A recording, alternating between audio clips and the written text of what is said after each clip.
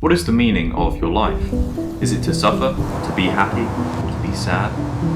Is it simply to experience the world around you, to create something that didn't exist before, to overcome challenges, to leave a legacy, to contribute to something bigger than yourself? When you look at a whale, a deer, or a rhinoceros, you notice something strange. None of these animals can even ask themselves what their life means, and yet they're conscious, they're aware. There's something going on behind the eyes.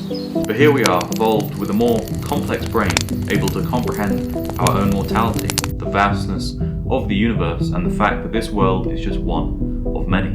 Most of us are shielded from the threats that would have killed us 10,000 years ago: starvation, disease, predators, and because of that safety, our brain wanders into these kinds of questions.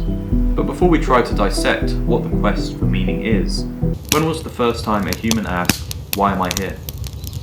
The first question. Around 120,000 years ago, in the Skull Cave of Israel, archaeologists found some of the earliest deliberate human burials.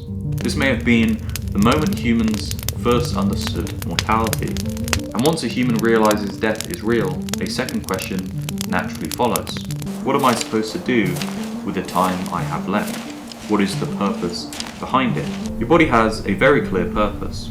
It signals to you when you're hungry, when you're thirsty, when you need to sleep.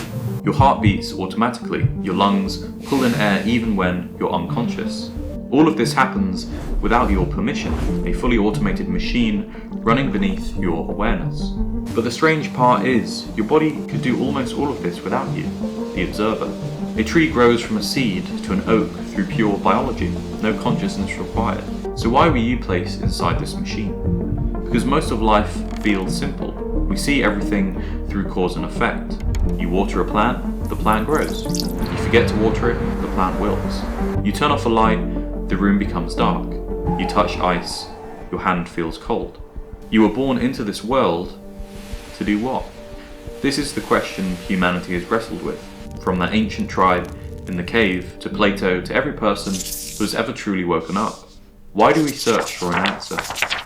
The toughest conditions. Viktor Frankl was born in the 20th century, a neurologist and psychiatrist, but life dealt him a brutal hand. Because of his Jewish faith, he was sent to a concentration camp during World War II. He witnessed things that would make anyone question whether life had any meaning at all. But in the middle of that horror, he noticed something unexpected. He noticed that when a prisoner fell into despair, their bodies seemed to follow. They stopped eating, smoked all their remaining cigarettes, and often died within days.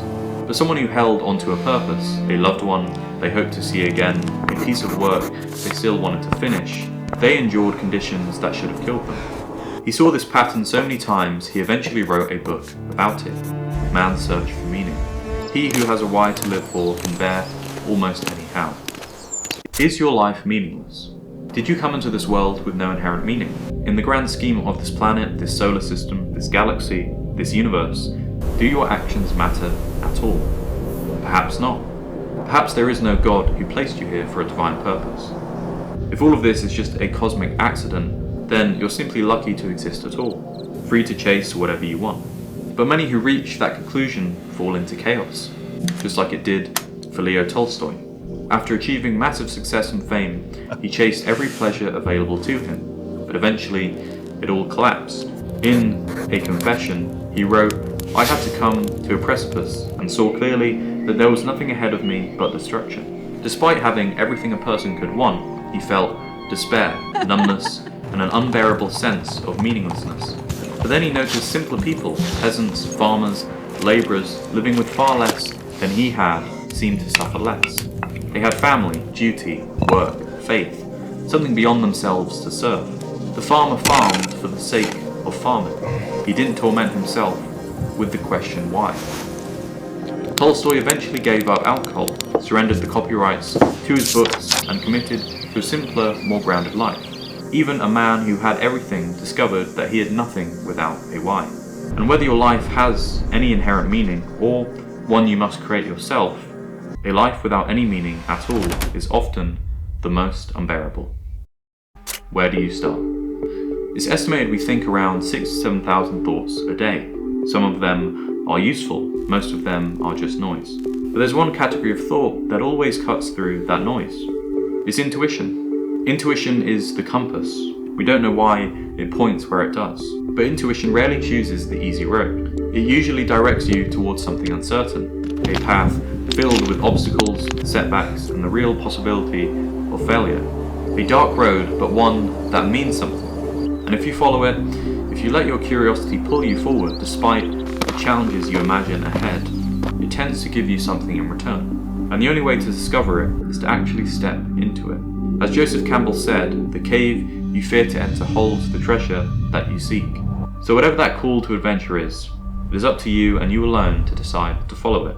And maybe along the way, you might not find the answer, but you'll find your answer.